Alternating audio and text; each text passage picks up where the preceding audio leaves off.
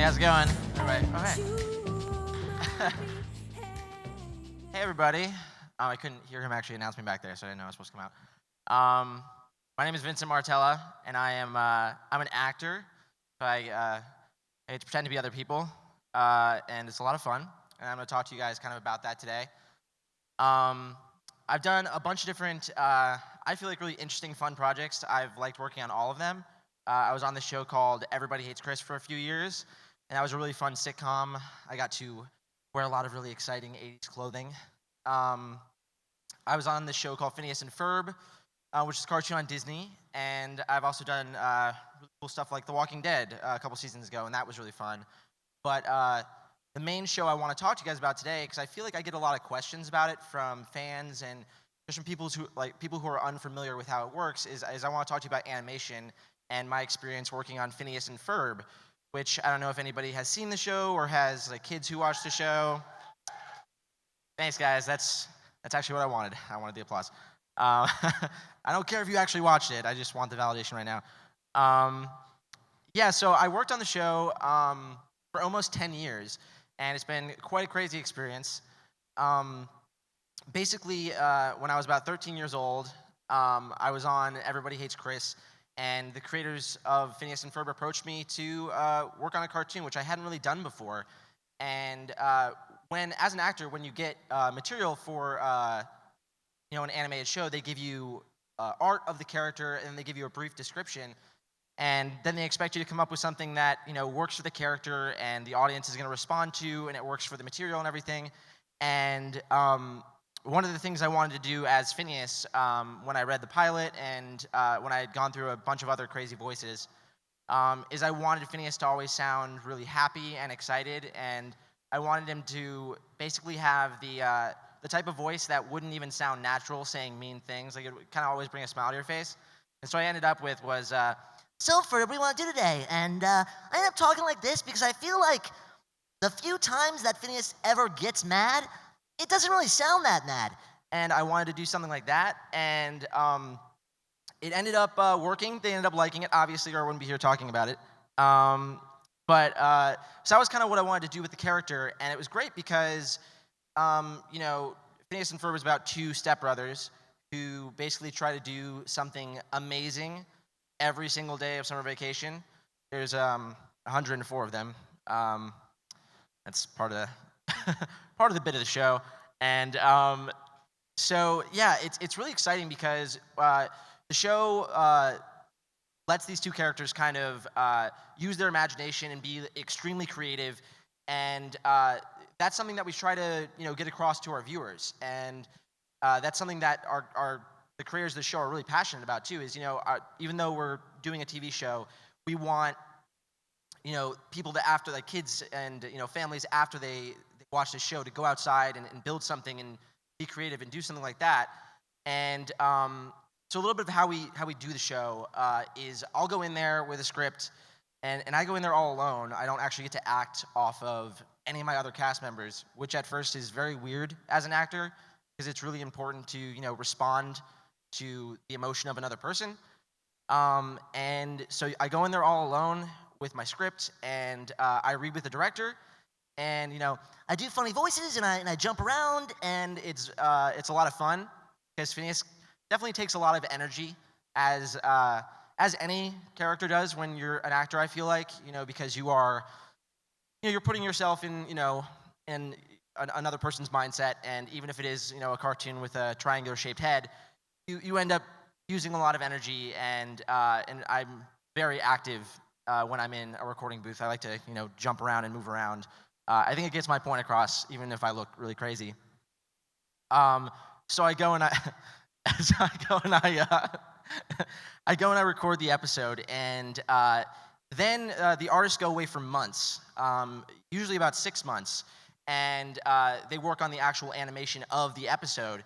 And a lot of people are confused about which one comes first, but that is how we work. And then 6 months later, we come back and do ADR, which is actually one of the hardest parts, probably, of my job, which is super grueling, I know, doing funny voices. But no, we come back, and they have all this art for us, and They give us the entire episode, and they've done rewrites, and I've made mistakes that they then have to fix, which is a lot of times.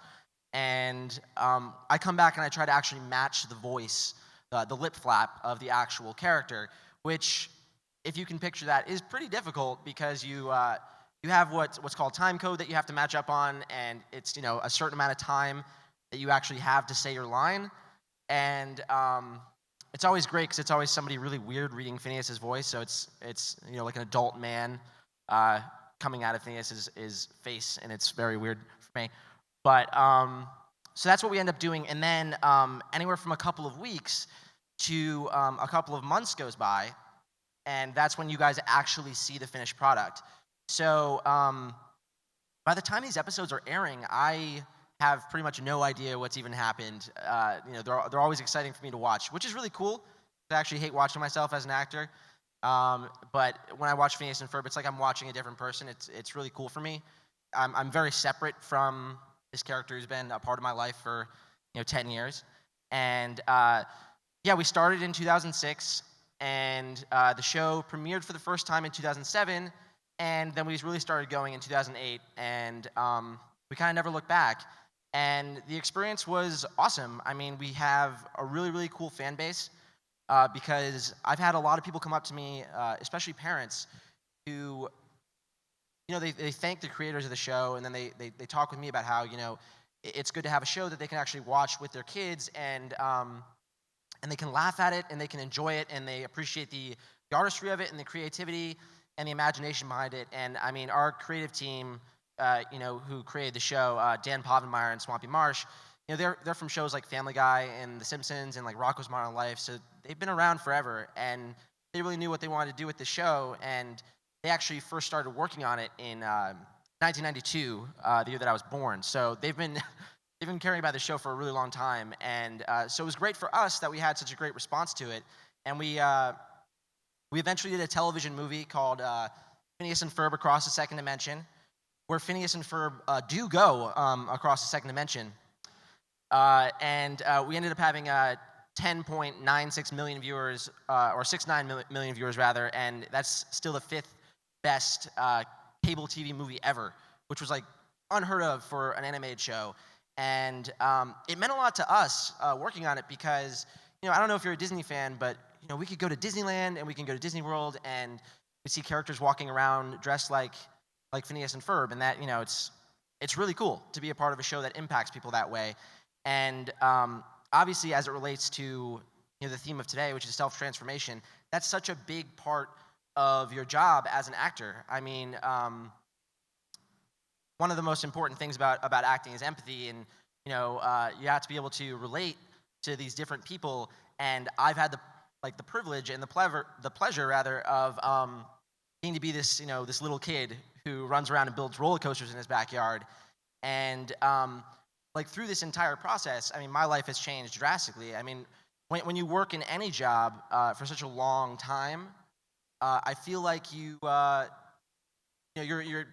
just a different person by the end of it. And I've had great experiences.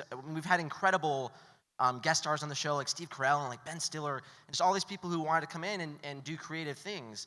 And seeing people who are so good at what they do in a craft that you care about, I mean, it really betters you, I feel like, especially in art. And right now, we ended up a couple of years ago running into Weird Al, who's a very funny man. We ended up running into him at Comic-Con. He was in the same green room as us. And there's a new show that we're doing with the same creators of Phineas and Ferb called Milo Murphy's Law, which I really hope you guys check out. It comes out on October 3rd, and it's basically about this kid named Milo Murphy, who is the great-great-great-grandson of Murphy from Murphy's Law. And so it's very different from Phineas and Ferb in that we're not doing something, we're not building something and trying to make the best of every day. Kind of the worst things keep happening to this kid, and that's played by Weird Al. And so it's a lot of fun. And yeah, I figured, most people don't know a ton about animation, but it's a really good time. And the other projects that I've worked on involving animation have been so drastically different from Phineas and Ferb in terms of what they entail, because when you're working on a kid's show, trying to appeal to like a more than just the kids. You get the opportunity to make such weird jokes, and you have such weird humor that we have on the show. I mean, we have a platypus as a pet, and so other things that I've done were like I've done video games that you have to translate from Japanese, and that version of ADR is completely different from Phineas and Ferb, and it's just been a really cool experience, and I'm grateful that I get to do something so goofy and fun, and I hope that you guys keep getting to watch Phineas, in all the reruns, and I hope that you guys have liked the show so far. And I guess for the last couple minutes here, I was going to see if anybody had any questions about the show that I could maybe answer, or any questions about acting or animation in general. Yeah.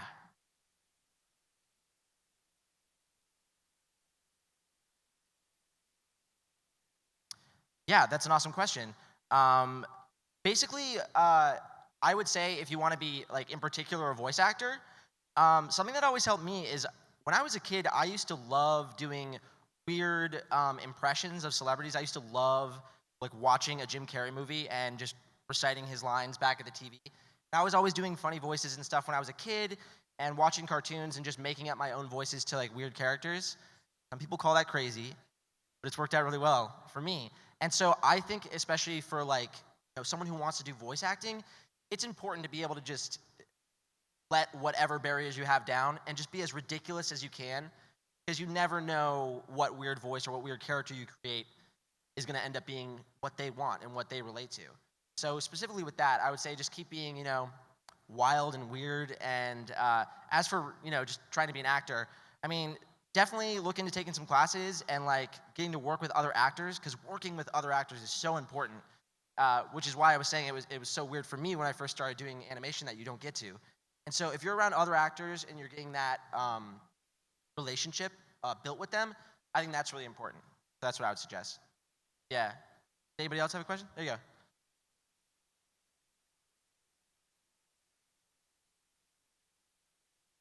Yeah. So basically, when the show first started, it was very weird for me because I auditioned for the show, um, and I didn't hear back from them for like 5 months, and then all of a sudden they just told me I had it. Like, hey, you auditioned for this cartoon months and months and months ago, and so I had no idea what to expect. The creators gave me something really, really interesting that nobody else I've ever worked with has given me before I started the job. Is they gave me um, a VCR tape. They gave me a tape, and I played it, and it was them reading the entire script with different versions of art from the show, and it gave me a really, really good idea of the tone and just the general feeling of the entire project. So before I went in, I was very confused, and I didn't know what to think. I knew we were doing something very weird. I knew the humor of the show was very interesting, and now that I'm done with it, I view it as definitely the best job that I've ever had, and one of the best experiences that I've ever had in my life. I think it's a really special type of show, and I think it's great that it encourages people to be so inventive, and just the response I've gotten from other people makes me feel so lucky to have been involved in such a very weird but very apparently meaningful show to a lot of people. And so I certainly can look back on it, especially as I'm 23 now, so I have a much better hindsight the whole thing, and it's been a great experience. So yeah, I love it all. Does anybody else have a question? I've got a little bit of time left. There you go.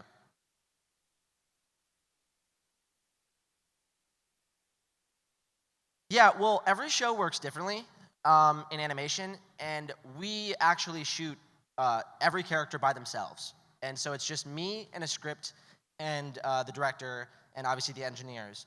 But one of the reasons we had to do that is because our cast is so scattered all over the world. My brother is played by a British actor named Thomas Sangster, and I've worked with him for 10 years. And he plays my brother Ferb, and I've met him 2 times. So there's some of these people that I've interacted with and been working or working with for a decade.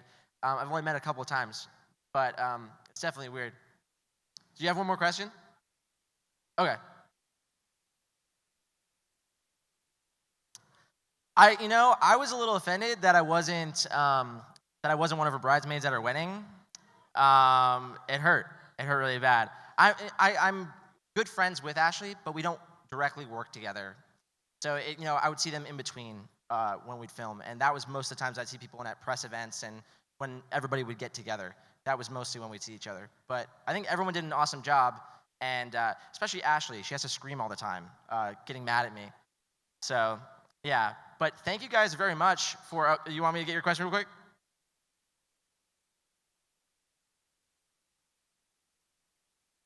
A lot of people ask me about the theme song, and that is actually not me. I apparently it sounds like me. A lot of people think that, but it's Bowling for Soup, the band Bowling for Soup. They wrote the theme song, but every other song that you hear that's Phineas, that is me. And yeah, it's very fun singing as Phineas, especially warming up to like Bob Dylan, singing like a Rolling Stone as Phineas. You guys aren't gonna get that today. But yeah, thank you guys very much, and I hope you enjoy the rest of the festival, and I hope you tune into Milo Murphy's Law and keep seeing us do ridiculous stuff.